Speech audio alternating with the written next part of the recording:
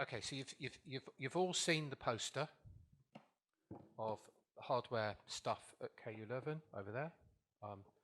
So here's a talk. Yeah, the talk is about another architecture. It's another, it's completely different one, because I think that's Basilisk over there, isn't it? No, even another one. There's even another one. Okay, it's a third. I mean, they do so many hardware architectures. They really come in out their ears with them. This one's going to be on Torus Fully Homomorphic Encryption architecture. Over to you. Yeah, thank you, Nigel. Thank you for the introduction. So I'm Michiel, and I will be talking about FPT, a Fixed Point Accelerator, a hardware architecture for the TFHE scheme. This is joint work with Jan-Pieter, Wouter, and Ingrid, all of us from COSIC, KU Leuven. So this talk is about a hardware architecture for TFHE, an FPGA architecture in particular. And for those of you that maybe don't know what an FPGA is, this is a custom chip, but it's a programmable chip. You can think of it as an ASIC, but it's an ASIC that we can reprogram. And the FPGA board that we used, I put a picture of it on the slides just for reference, so that you have an idea of what this thing looks like. It's actually a very big card that you slot into a server. I've divided this talk into 3 parts. First, I'll explain you a bit how TFHE bootstrapping works. I won't go into too much detail, but just enough so that you can understand what it is that we implemented in hardware. Then I will give a live demo, and I hope I'm also spared from the demo effect. And finally, I'll describe the FPGA architecture that we used to really achieve the speedups that we see. So as a reminder, TFHE has this concept of gate bootstrapping. When you're operating on Boolean gates, this is TFHE has other computation models, but we focus here on the gate bootstrapping because it's typically the one most people are familiar with. And what this means is that TFHE has this inherent concept where every time they do an encrypted computation, a bootstrap operation is natively included. And for those of you that are familiar, this is different with how leveled schemes like BGV or CKKS would work. They would typically do a number of computations, and then they may or may not do a bootstrap, depending on what scheme you're operating in. Okay, so if we look at the profile of a typical TFHE application, then we see that a large portion of the time is spent in bootstrapping. And if we include key switching in the mix, then we're really talking about 98 or 99% of the total computation time. And for us as hardware designers, this is actually quite nice because we have this one primitive operation, or 2 if you count bootstrapping and key switching separately, that we can focus on, that we can implement and accelerate in hardware. And by doing that, we can greatly speed up overall encrypted applications running over TFHE. So what we will do, let me actually get this pointer here, is this 2% here, we will leave that on the CPU. We will have a server computing that, and all of the rest, the bootstrapping and optionally also the key switching, we will offload to the FPGA to be accelerated. Now, so I included a few slides on what TFHE bootstrapping is. I won't go too much in detail here. On the mathematics, we had a few talks on TFHE. There's many people here in the room that can tell you all about the underlying mathematics as well. But I'll just talk enough about it so that you can understand what the hardware architecture actually does. So bootstrapping, it's noise removal by decrypting in the encrypted domain, so homomorphic decryption. And what this looks like for TFHE is that we start with a ciphertext, an LWE ciphertext that has 2 components, A and B. And B is computed with an inner product between this vector A and your secret key S. And then we subtract or add the message together with some noise, and we can decrypt by computing this equation here. So we start off with B, and we do this inner product between the vector A and the secret key S. Now, if we do this, so bootstrapping is really the computation of this problem in the homomorphic domain. So we want to compute this equation here homomorphically. So we don't have the secret key, but we only have encryptions of the secret key. And how this works is it works iteratively. So we start off with an encryption of this value minus B, and we call that our accumulator. And then we will proceed with a loop, and what this loop will do is it will basically multiplex on the value of the secret key. And the secret key, the values inside of it are bits, and basically when the bit is 0, we select this value here and we basically do nothing. And when the secret key is 1, we select this value here, and then we have added this value to our accumulator, and we end up with this value here. Now remember, I'm sort of explaining this as if we had access to the secret key itself. You still need to map this homomorphically. We're getting to that. The first step in doing so will be to represent this a little bit more arithmetically. So this is what this multiplexer actually looks like inside. There will be a multiplication here and an addition. And you can sort of verify that if you multiply these and add these, then you indeed end up with this multiplex operation, because some terms here will cancel out. Now, we're computing here on encrypted data, so this is not an actual simple multiplication, this is not an actual simple addition, but we need to replace this with encrypted variants of it. And I won't go too much into detail on what these encryption schemes that achieve it look like, what these encrypted operations are. What's important for the purposes of this talk is that the encryptions of the bootstrapping key, those are matrices of polynomials, and all of these other elements, they are vectors of polynomials. So we are computing on matrices and vectors of polynomials. And for those of you that are familiar with it, these are, of course, the GSW and the ring LWE ciphertext, or Torus GSW Torus ring LWE ciphertext. Okay, now, so the main bottleneck in this computation actually sits here. We need to do this vector matrix product where all of the entries inside of it are polynomials. How do we do this efficiently? We use the FFT to do that computation. And this is a recurring theme in homomorphic encryption or in lattice-based cryptography in general. We're often multiplying together large polynomials, and we use the FFT or the NTT to do that very efficiently. So what's shown here on the slide is really where the bulk of the TFHE bootstrapping or programmable bootstrapping, but I won't focus on the programmable aspect in this talk, where it is sitting. You really compute the equations, the operations shown in this slide here, and you do that iteratively. So you have this loop, and you need to compute this loop over the dimension of the secret key. So I hope that has given you a little bit of an intuition of the problem we need to solve in hardware, why this is difficult. We have these large FFTs we need to compute. We need to compute this in a loop that we repeat over and over. So I will now actually show a little demo of how this performs in software and how we managed to accelerate it in hardware. And for this demo, what we did is we integrated FPGA support into Zama's TFHE Rust library. And all of this is running on a server at home in Belgium at COSIC. So that brings extra problems to the demo effect, of course. But let's hope it goes well. And the application we will run is a nice visual example that was described in a blog post from Optalysis. This application is an encrypted computation of Game of Life. I hope most people are familiar with Game of Life, but it's basically this simulation on a board where cells can be either alive or dead. And then there are these rules that will update the cells based on a set of rules, like how many neighbors do you have that are alive, and those sort of things. So the board, the state of it evolves, and then you have all these sort of patterns that can form. Now remember, we're running this homomorphically, so the server actually doesn't know whether a cell is alive or dead. It's computing homomorphic computations. This was an example that was described in a blog post by Optalysis, and that we will run with FPGA acceleration. So I'll give that a try. So here I am connected to the server in Belgium that is running the TFHE Rust library, and I will first start the software example. So this was already compiled. So here it will start, and you will see that we rendered it here in the terminal. It looks a bit basic. It's a toy example, but basically it is computing these board updates on a board of 8 by 8. And in order to do this, one update of the board is actually 3,000 gates. So this is quite slow. It takes like 4.5 seconds to compute a single board update. But you need to remember, under the hood, this is computing 3,000 bootstraps to do that operation. And now I will enable the same thing. So I will do the same thing, and I will add a flag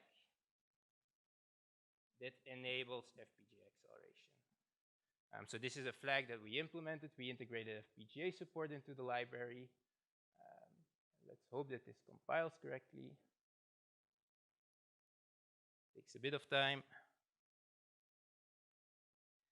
And it will be a bit laggy in the beginning, but then it should sort of start speeding up. Yeah. So now it is running at its proper speed. And here you can really see the difference between the software and the FPGA accelerated version.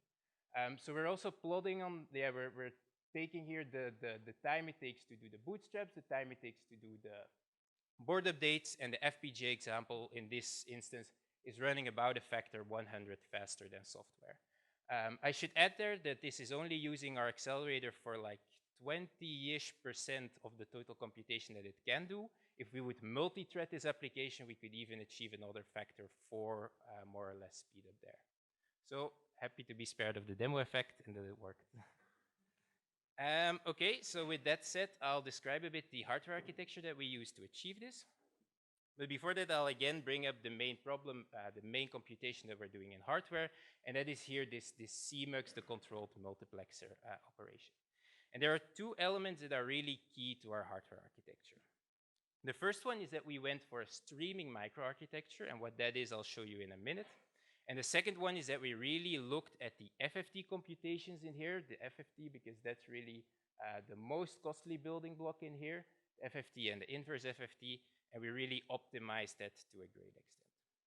So first, the streaming microarchitecture. I'll just show you what this looks like. It's a very busy slide, but I'll go over it piece by piece together with you. And basically, let's start off by this block here, the external product. What you will see is that this is literally sort of a literal translation of the graph we had here as well. FFTs, multiplication, inverse FFTs, that comes back here in the microarchitecture. And why is this a streaming microarchitecture? Well, that's because everything is just connected together in a single pipeline. You really have the operations implemented in hardware and connected to each other as if this was just a sort of graph showing what the computations look like. And why that is efficient is because we don't need specialized interconnects. We don't need complex logic to move the data around. The data is really in this architecture just moving from left to right. And as it is moving, it is being computed upon. We call this a streaming or a pipeline architecture, and it's similar to how a factory processing belt works. Like the data is moving along the belt, and while you're moving it, the computation is happening. And for us, the computation are like the FFTs, the multiplications, inverse FFTs, and then two operations I didn't describe, but that we, of course, also implemented are like monomial multiplication and gadget decomposition. For those of you familiar with TFHE, you will know what this is. We experimented with different sort of throughput balanced architectures for the external product. I won't go into detail, but definitely talk to me offline if you're interested in that. Then one level up, this still needs to talk to external memory, all that sort of thing. So what we have is we have a ping pong buffer that sort of supplies us with chunks of the bootstrapping key. Those are these matrices, the GSW ciphertexts. And then we have a buffer that gives us the input ciphertext that we're bootstrapping. We also have a memory block that stores the lookup tables. That's when we want to do programmable bootstrapping. We have a number of lookup tables that we store on the FPGA and that we can execute over the ciphertext. Even one level higher, all of this is talking to the memory that's available on the FPGA. For us, this is high bandwidth memory. And then this still communicates to a host CPU over a PCIe connection. So this is a card that you slot into a server. And as you remember, we're still running some of the TFHE computations in software. We're really just offloading the bootstrap operations to the FPGA card. That's why here you have your CPU that's still running the computations. So this streaming architecture, it's very different from what a classical CPU looks like. It doesn't have instructions. It doesn't have interconnect. It doesn't have a large register file and then a set of arithmetic units. For those of you that are familiar with maybe other FHE accelerators, this looks very different from what you would build for BGV or for CKKS, for example. So definitely, if you're interested in that, also come talk to us, because as Nigel mentioned, we're involved in many, many different architectures. Also, for example, the Basilisk architecture that implements BGV and CKKS.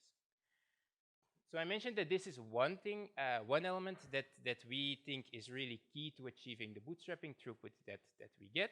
And the second one is that we really looked in detail at these FFT computations. So in software, TFHE uses the FFT, and that's different from schemes that use the NTT. And in hardware, this is sometimes a bit problematic, because these FFTs on a CPU, you use a floating point unit to compute this, but floating point units are very, very costly in hardware. So what we did, like what you would typically do in hardware, is when you can avoid a floating point unit, you really should. So we ask us the question, can we avoid the floating point unit? And the answer is yes. And why is the answer yes? Well, that is because FHE, or lattice-based cryptography in general, is noise tolerant. So the CMUX computations, there is native noise present in the ciphertext. And that is also why the operations that we do when we compute FFTs, we can really tolerate more noise in this computation.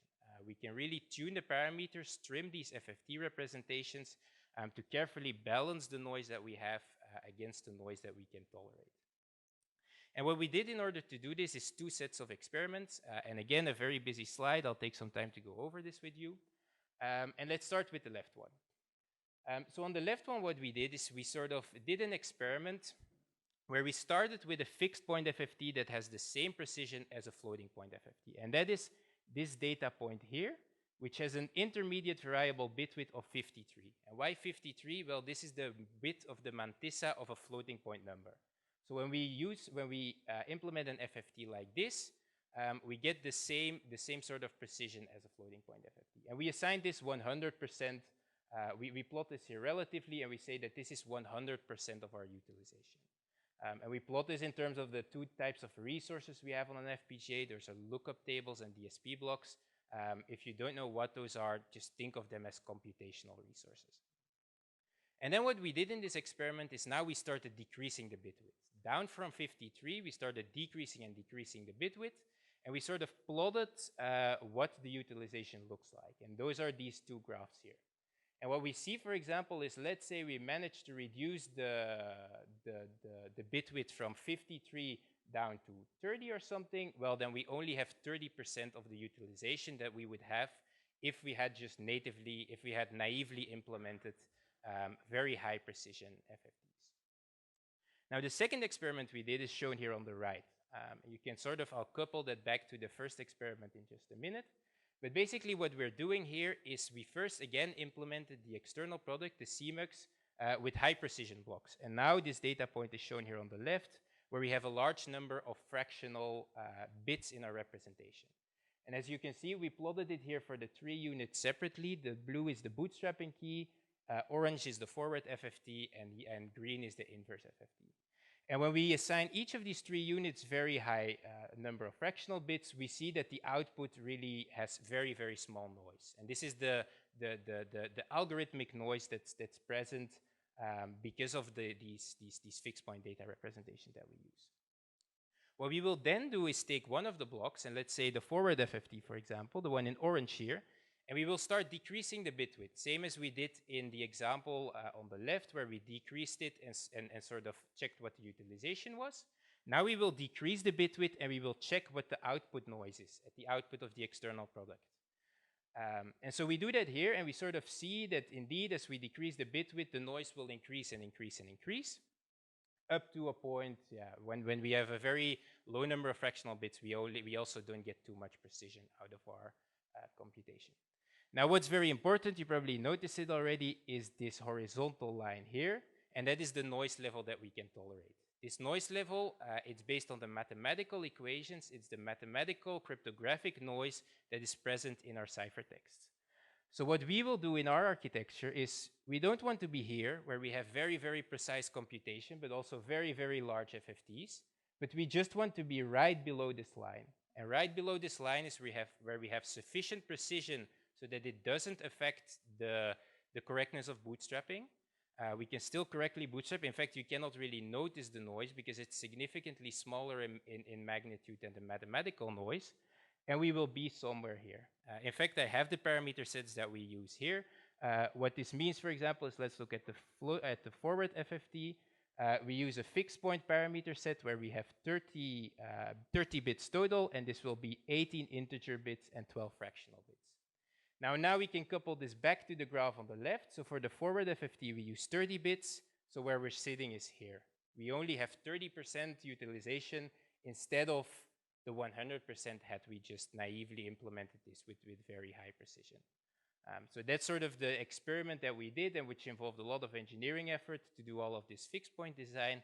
But as you can see, the benefits are really worth it. Okay, that brings me to the results. FPT, our architecture, is designed with one main goal, and that's throughput of TFHE bootstrapping. And as you can see, throughput, that is this number here on the right, we give it in terms of the number of bootstraps we can do per millisecond. We're significantly faster than any other architecture. Now, if you're also interested in latency, we're still competitive there, but why are we less interested in latency? Well, typical applications have so many ciphertexts to bootstrap. You're less interested in the latency for a single ciphertext and more like how much will my total application take. And that's why throughput is really what we focused on. We also have here the utilization of the FPGA. Basically, we're using about 60% of the resources that we have available. There is one prior FPGA data point that was sort of concurrently developed with our architecture. They're slightly less in utilization than us, but they also have significantly lower throughputs. This data point here is an ASIC emulation experiment. So this is a real chip, but it's one that hasn't been manufactured. They wouldn't be able to show a demo like I just did here right now. But even there, we achieve a higher throughput in bootstrapping than the ASIC would do. And that's sort of quite impressive because this thing runs at 2 gigahertz and we only run at 200 megahertz. If you compare to software, well, you saw the demo example. In this table, we were 3 orders of magnitude faster. That has decreased a little bit now that the TFHE Rust library is there. But the demo I showed earlier used TFHE Rust, and still we are significantly faster at bootstrapping. The final data point here is a GPU. And again, we have higher bootstrapping throughput, even though we have a significantly lower power budget than them. That concludes my talk, and then I'll happily answer any questions. Thank you.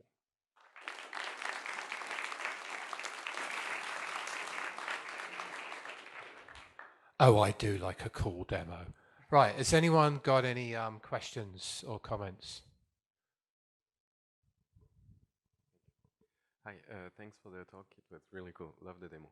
I have a question about the parameters. When you do it like on the right or on the left, did you use the same parameters? I mean, during the demo?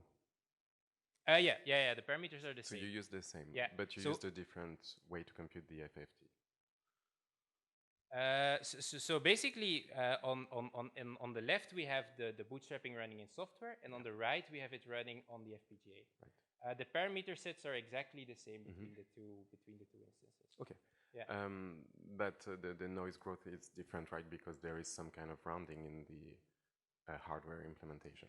The noise is different, yeah, definitely, because the left one will use floating point FFT, the right one will use fixed point FFT.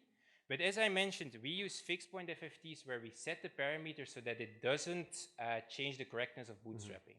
Why is that? Because we set our fixed point FFTs to be as precise that they don't really affect the noise equations. They're like an order of magnitude in noise below the mathematical noise, so they don't change the correctness of bootstrapping. You can still do this computation where if you give a sort of correctness bound, let's say a 2 to the minus 40 or 50 possibility of a decryption failure, that is something that we can match in the hardware. Yeah. But what we will do is set the parameters so that we can match this, but we won't give you more than that. We won't be more precise than what we need to do. And that's really why we can really trim these hardware representations.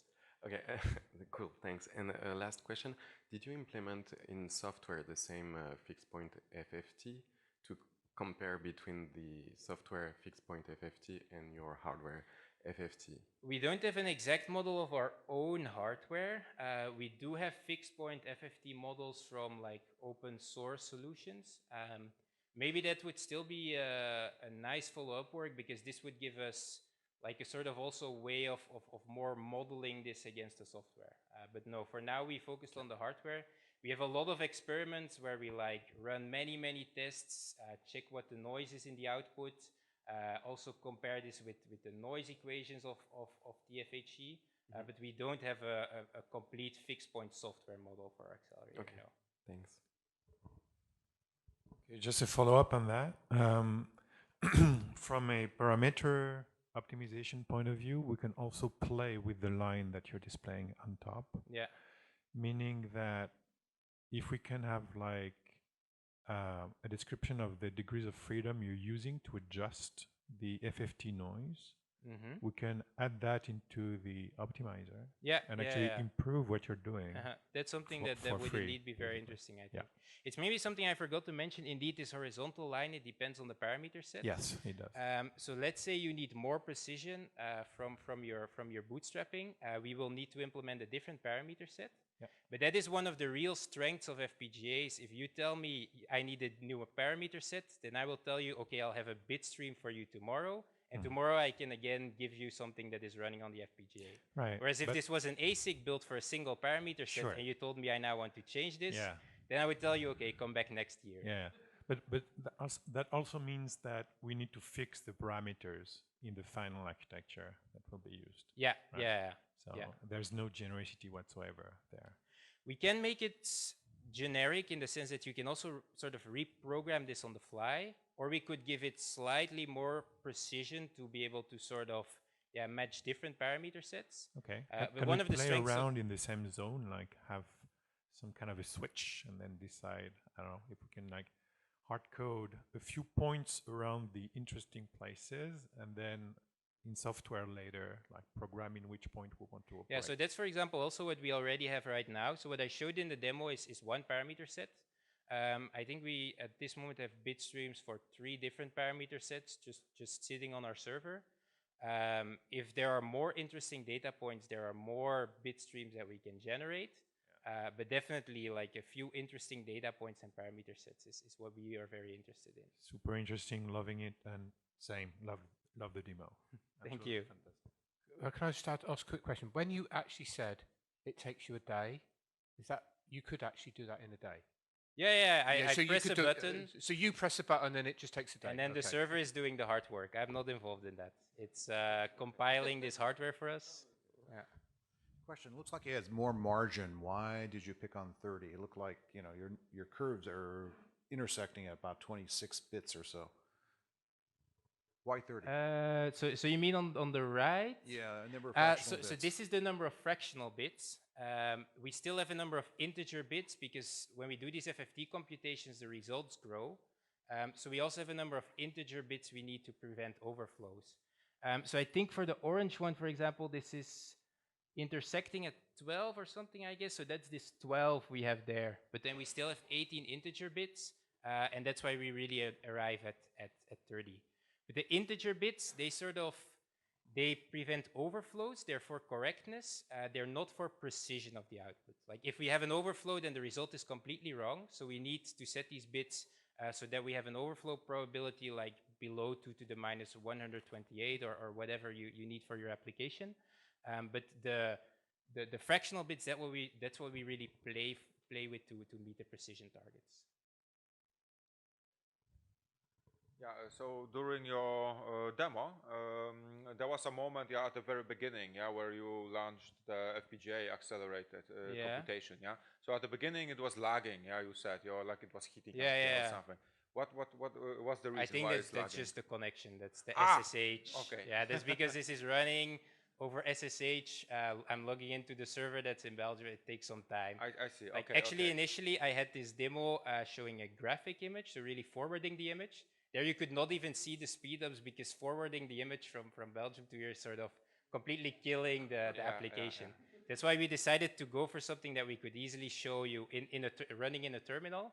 But I should probably add to that, this is a toy example. We can run any applications that use TFHE. So if you have more applications that you want to evaluate in hardware, we're very interested to collaborate with people that can give us these applications to evaluate on FPGAs. Okay. Is that a quick question? Quickish. Okay. I'll quickly run to the back for you. There you go. So the conversion of the circuit from the floating point representation to the integer computation, is this a manual process or is there also some automation? This is mostly manual. Yeah, mostly manual. There's some tools that allow you to do fixed point design. We experimented with a lot of different tools that help with this. In the end, it was mostly manual work. Yeah. Okay, let's thank you, and let's thank all the speakers from the session again. Well done.